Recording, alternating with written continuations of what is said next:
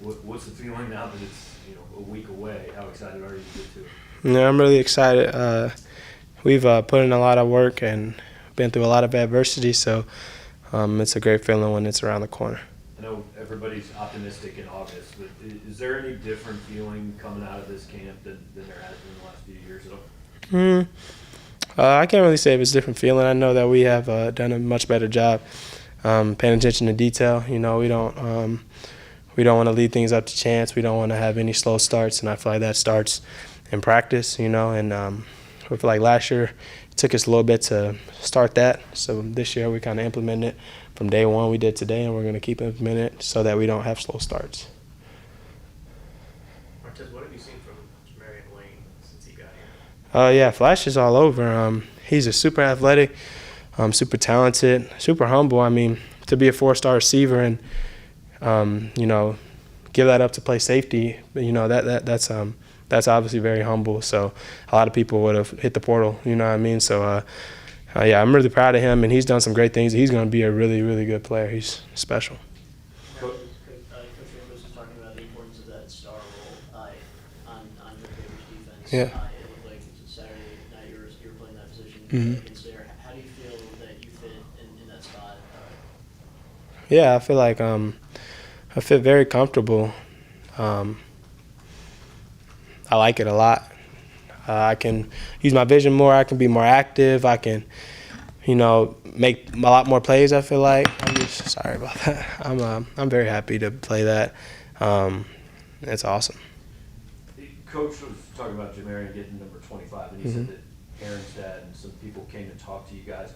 Yeah. It's been a while. Does anybody, what was that talk like, and did you guys have kind of an appreciation for what that story was? Oh, yeah. That That talk was really special to me. I'm a guy that I love to hear about the legacy of players that have played here before me. You just got to hear how special he was and what he meant to the community. I feel like people, when you're really somebody and your legacy is really something, when there was like 8 people that came and talked to us about him at one time, so when you're really affecting those many people, like, you obviously were a great person. And what he sacrificed, is everything, and that's something that inspires me to keep going, inspires me to leave it all out there, because he left it all out there. So, because you're a local guy, whether it was Coach Odom was here then, or Coach O'Fonnell knows the history. Did you know Aaron's story? I actually didn't know Aaron's story until I got here. I was told it by one of my good friends, Jelani Williams, because obviously he went to the same high school as him, and that was kind of my first experience there. And I just got to learn more and more about it, and he just, like I said, it's an incredible story, and he was an incredible person. Coach Strickland's mentioned wanting to see the defense causing more turnover, especially in the scrimmage. What needs to happen to bring that about? We just got to get more disruption. We got to help each other out on both aspects.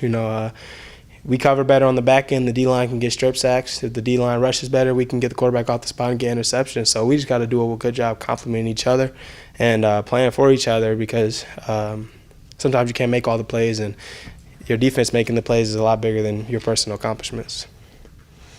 With you at the start position, how much does that require you to be a little bit more versatile? Yeah, very more versatile. And that's something that I was grinding all offseason for, just improving the areas where I felt like I watched tape and I wasn't good last year. So I just been able to grow and continue to grow, and I've loved that Coach Baker's here. He's done a great job with us. He's taught me so much already, stuff that I didn't know, and he's kind of really helped him slow down the game for me. I feel like the game has slowed down completely for me, and to answer your question, though, I feel like, have become more versatile. Learning the star position, what are some of the things you have to take note of as you learn that position? It's the most important parts of it. I feel like I can't really give you that many, but one that was really big for me was you kind of have to slow down to play it. A lot of positions, people just think 100% of the time. It's kind of a position where you got to let the game talk to you. So that's something that I've learned, and I'm still learning. Sometimes I just want to go make the play, but you just a lot of the offensive keys are off of you. So, you kind of just got to be slow to make them be slow, make the game easier for yourself and easier for the defense. So, yeah. Is it challenging, though, kind of letting the game go to you in a different way? A little, but nothing I can't overcome. I wouldn't say challenging is the word, just different. And I feel like once I master that and I learn how to turn it on and off and play fast and play slow, I feel like it's going to be awesome. Martez, you mentioned growth, this being your second season as a captain. What are some things you learned last year, the first time around, and how have you been trying to grow as a leader and kind of take what you learned last year, the good and the bad, and to make you even better as a leader this year and to kind of continue to step up? Yeah, I learned a lot last year. I told the guys this year that I was super happy for them that they are captains, but I also told them that it's one of the hardest things that you're going to do. It's not all fun and games. Sometimes you got to be the bad guy. Sometimes you got to do what's best for the group, and maybe it goes against one of your best friends, but if it's best for the team, then that's what comes first, you know. I learned a lot, man, and I feel like I'm not going to I'm going to let other guys, as you guys know, we have 8 captains now, so I'm going to try to do a good job of letting other guys steer the ship a lot. And I'm not going to try to be a rah-rah guy for my guys, just be there when they need to hear, you know, a vet guy give them advice and perform on the field because, you know, anybody can talk about it, but if you're not performing on the field, then nobody's listening. There was a lot of times last year when the defense was struggling that you were one of the defenders of the team quite often. When there were critics, what was it that prompted you to take on that role often kind of by yourself? Yeah, I mean, I was the only defensive captain last year. My guy Bays and Case, you know, were the other guys. But, you know, so as a captain, I feel like it was my responsibility to, you know, performance reflects leadership. So if I call myself a true leader, then that's performance is putting on tape. Then it's up to me to figure out the answer, and it's up to me to get it fixed. So, yeah, this year I got Chad alongside me and Isaiah and D-Rob, so I'm not alone in that. And I feel like sometimes last year I was wrong in my approach. So this year, having more guys, you know, a lot more different opinions, and we can attack it from different angles. Obviously, last year the defense got a lot better as the season went along. Mhm. What do you think you did specifically to kind of help turn that ship around? Yeah, just staying on guys and, you know, letting them know that we were all in this together and nobody else was with us. So we had to lean in on each other, and I feel like once we got that, you saw all the little beefs on the defense kind of fade away. You saw all the stuff that tears teams apart fade away because we were just playing for each other, and you could tell. Does having that many captains let guys kind of fall into leadership roles that are more natural for them? Yeah. Be all things? Yeah, you got different type of captains. You got guys like Darius Robinson who are going to be high-energy guys and yell and rah-rah guys, and then you have guys like Toski Dove that when they speak, you know it's important because he doesn't speak often, you know. So you have a lot of different guys. So yeah.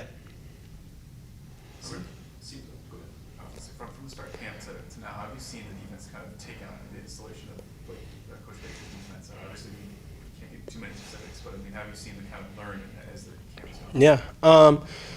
I feel like we've learned a lot. Just I feel like I preached at the beginning of camp, just stay green, which means, you know, always be ready to learn more and grow more. So I feel like that's something that we've adapted, and we learned in camp that just like when you have bad days, you got to flush it and have a good day. You know, when you have good days, you got to flush it and have another good day, and that's harder than having a better day than a worse day, if that makes sense. Yeah, so we just try to stay green, man, and just keep learning and never feel like we've arrived. You know, when you do that, you don't get complacent and you keep striving for greatness. How was it learning as the camp got on? Was it a little bit more simpler as you kind of understood? Oh, yeah, you know, like with anything, with time, it gets a lot easier. I like where we're at right now, and I like where we're going to be by game 1. It seems just from some of the things like last year maybe got a little bit overwhelming for you at times. Is that translated into there being more defensive captains this year? Is that something that you voiced? Could you repeat the question? Sorry. Yeah, just it seemed, you know, at times you were saying that it was a lot to shoulder and that it Mhm. maybe got a little bit overwhelming. That's how it seems to me anyway. Yeah. Was that the case when you were voting this year that you wanted maybe more defensive captains so that there was more shared responsibility there? Nah. I mean, I've never really been.